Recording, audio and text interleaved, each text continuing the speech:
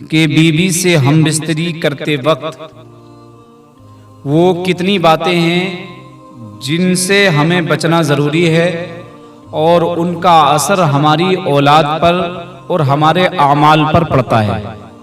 जी हाँ भाई, आपका सवाल अच्छा है और मैं इसका जवाब इंशाअल्लाह बहुत आसानी के साथ आपके जहन तक उतारने की कोशिश करूंगा। नाजरीन, जैसा कि सवाल है कि वो कौन सी बातें हैं जिन बातों से हमें बीवी से हम बिस्तरी करते वक्त बचना चाहिए और अगर नहीं बचे तो उसका असर हमारी औलाद पर पड़ सकता है। तो देखो, इन तमाम बातों में सबसे पहली बात यह है, अल्लाह सुब्हानहू व तआला ने औरतें हमारे लिए हलाल की हैं जब वो हमारे निकाह में आ जाएं। अल्लाह फरमाता है निसाउकुम हर्सुल लकुम फातू हर्सकुम। अल्लाह फरमाता तुम्हारी औरतें तुम्हारी खेतियां हैं, तुम जैसे चाहो उनको काट सकते हो, इस्तेमाल कर सकते हो, बशर्ते के शरीयत के दायरे में रह करके। रसूल पाक सल्लल्लाहु अलैहि वसल्लम की सुन्नत। तो उसके लिए फक़हा फरमाते हैं, इस बात पर जो ज्यादातर जोर दिया गया है उसकी एक वजह यह भी है, कहते हैं मौत बंदे के बहुत करीब है, मौत बंदे के बहुत करीब है। रसूल पाक सल्लल्लाहु अलैहि वसल्लम इरशाद फरमाते हैं कि जब इंसान क़यामत में उठाया जाएगा तो वो इस हालत में उठाया जाएगा जिस हालत में वो यहां से इंतकाल करेगा। यानी जिस शक्ल में आप इंतकाल करेंगे उसी शक्ल में आपको क़यामत में उठाया जाएगा। चोरी करते हुए इंतकाल किए तो चोरी की हालत में उठाए जाएंगे, झूठ बोलते हुए इंतकाल किए तो झूठ बोलते हुए उठाए जाएंगे, या के हालत नमाज में इंतकाल किए तो हालत नमाज में उठाए जाएंगे, कुरान पढ़ते हुए इंतकाल किए तो कुरान पढ़ते हुए उठाए जाएंगे, रमजान में इंतकाल किए रोजे की हालत में तो रोजे की हालत में उठाए जाएंगे। कहने का मकसद ये कि आप जिस हालत में भी इंतकाल करेंगे उसी हालत में आप उठाए जाएंगे। तो हम बता देना ये चाहते हैं कि मौत जैसा कि फरमाया गया कि बहुत करीब है, इंसान के मौत बहुत करीब है, तो इसलिए गुस्ल फौरन करने की ताकीद फरमाई है कि जाने किस वक्त में मौत आकर के हमें अपना लुक़मा बना ले। जिसे अल्लाह ना करे, मैं दुआ करता हूं कि अल्लाह हम सबको लंबी उम्र अता फरमाए और हम सबको नजर बस से महफूज रखे। लेकिन ये ख्याल हमें रहना चाहिए कि मौत हमें कभी भी किसी वक्त भी और कहीं भी आ सकती है, क्योंकि इंसान जो है पैदा बाद में किया गया है, पहले इसकी मौत का वक्त मुकर्रर कर दिया गया है। ना इसकी उम्र के लिहाज से मौत आती है, ना इसकी सेहत के लिहाज से मौत आती है। मौत अपने वक्त के हिसाब से आती है और जो वक्त अल्लाह सुब्हानहू व तआला ने मौत का मुकर्रर कर दिया उसी वक्त में आ जाती है। तो इसलिए फरमाते हैं अगर बीवी से हम बिस्तरी किए हैं और गुस्ल फर्ज हो गया है तो कहते फौरन गुस्ल कर लें, क्योंकि अगर नापाकी की हालत में मौत आ गई खुदा ना खास्ता तो हो सकता है कि क़यामत में हमें उसी शक्ल में उठाया जाए।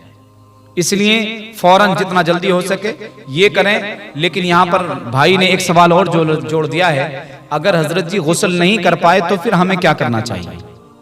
उसके लिए कोई रियायत भी है कि नहीं है?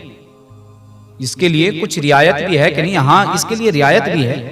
मान लीजिएगा अगर आप किसी वजह से गुस्ल नहीं करते हैं तो आपके लिए हुक्म यह है कि अगर आप गुस्ल नहीं कर सकते, दोबारा जो है बीवी से हम बिस्तरी करना है, तो उसके लिए हुक्म है कि आप हम बिस्तरी से फारिग हों और फारिग होने के बाद में आप फौरन गुस्ल तो नहीं कर सकते तो फौरन वुजू फरमा लें, वुजू कर लें।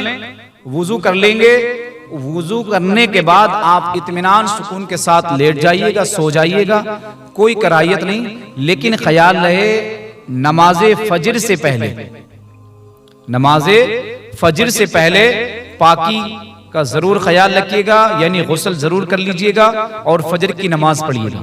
उसके बहुत सारे फायदे हैं, क्योंकि हमारे यहाँ क्या होता है, लोग सोकर भी 8-8, 9-9, 10-10 बजे तक उठते हैं।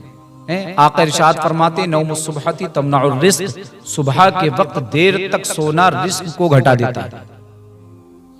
तो सुबह में जल्दी उठने की कोशिश किया करो और नमाज फजर से पहले गुस्ल से फरागत हासिल करें और दोनों ही नमाज फजर अदा करें और अपने अच्छे मुस्तकबिल के लिए, रिज़्क़ हलाल के लिए दुआ करें। अल्लाह उस दुआ को कबूल करेगा और आपकी जिंदगी को आसान करेगा। दूसरा सवाल है कि अब गुस्ल हमें करना कैसे है। देखो, ये बात बहुत जरूरी है कि गुस्ल हमें कैसे करना है, क्योंकि गुस्ल में ज्यादातर लोग जो है नादानी कर जाते हैं, गलती कर जाते हैं। अब तो खैर ऐसा दौर है, मॉडल दौर है कि हर घर में जो है वॉशरूम मौजूद है, गुस्ल खाने मौजूद हैं। पहले नहीं हुआ करते थे, लेकिन अभी भी गुस्ल खाने मौजूद होने के बावजूद, वॉशरूम मौजूद होने के बावजूद कुछ लोगों की हालत ये है कि वो अभी भी उन्हीं पुराने ढंगों में गुस्ल करते हैं जिन पुराने ढंगों में वो पहले करते थे। जैसे कि नेकर जांघिया पहना और पहनने के बाद बीच मैदान में नल पर खड़े हुए और खड़े होने के बाद में बस सतर खुला हुआ है और गुस्ल करना शुरू कर दिया। कहते ऐसे आप एक बार नहीं पूरी जिंदगी नहाते रहें, आप पाक नहीं हो सकते। आप पाक नहीं हो सकते। अगर पाक होना है तो आपको गुस्ल के तरीके से करना होगा, गुस्ल को सुन्नत मुस्तफ़ा के तरीके से करना होगा। तो लिहाजा जो लोग इस शक्ल में गुस्ल करते हैं वो इस बात पर ख्याल करें और बचे रहें, क्योंकि आप पाक नहीं हो सकते और जब आप पाक नहीं होंगे तो आपकी कोई भी इबादत काबिल कबूल नहीं हो सकती है। अब गुस्ल हमें करना कैसे? गुस्ल करने के लिए या तो वॉशरूम का इंतजाम कीजिए, इस्तेमाल कीजिएगा, और अगर वॉशरूम इस्तेमाल नहीं कर सकते हैं तो आप एक ऐसा कपड़ा ले लीजिएगा, तहबंद वगैरह, लुंगी वगैरह, जिससे आपका सतर ढक जाए। हालत गुस्ल में सत्र औरत छुपाना भी फर्ज है, जैसे कि घुटनों से लेकर के और टुंडी तक इतना बदन गुस्ल की हालत में हमें छुपा करके रखना है किसी कपड़े से।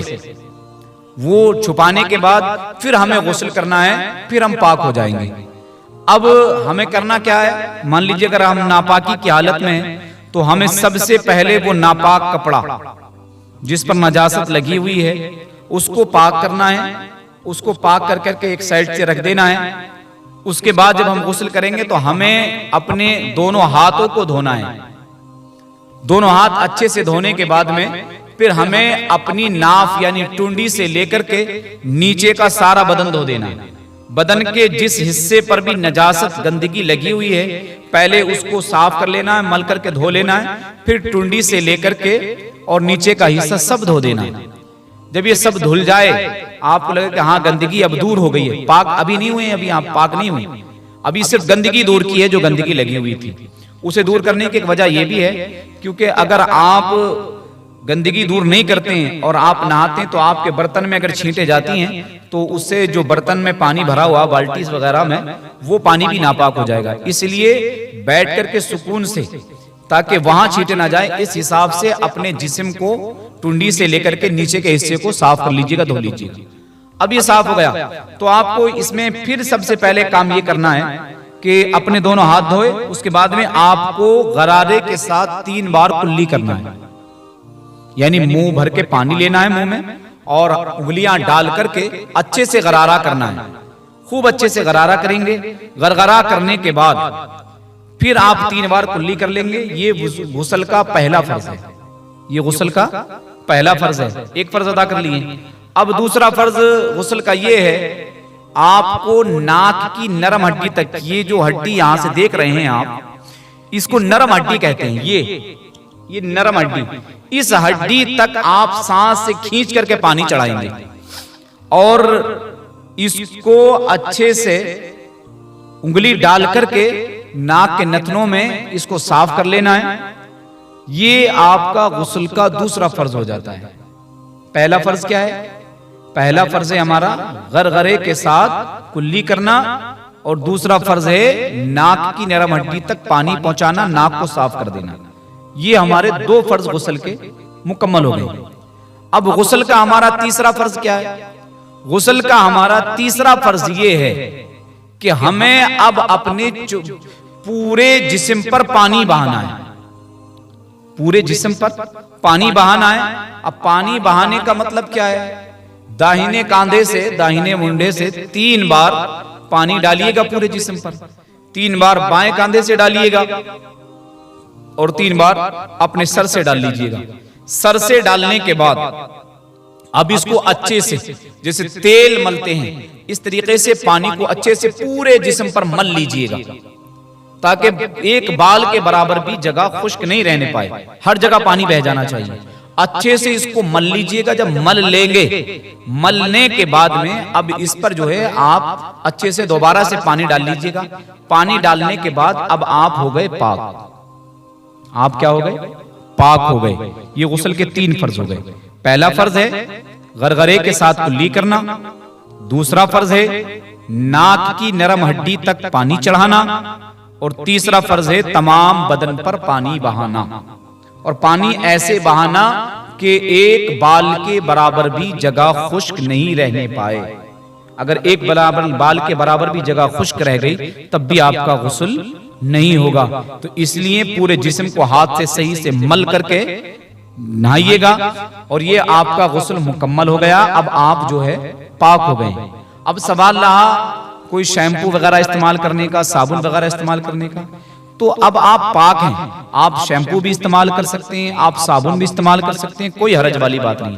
लेकिन अगर नापाकी की हालत में शैम्पू और साबुन इस्तेमाल करेंगे तो जिन नापाक हाथों से आप उस शैम्पू और साबुन को छुएंगे तो वो साबुन आपके छूने की वजह से नापाक हो जाएगा।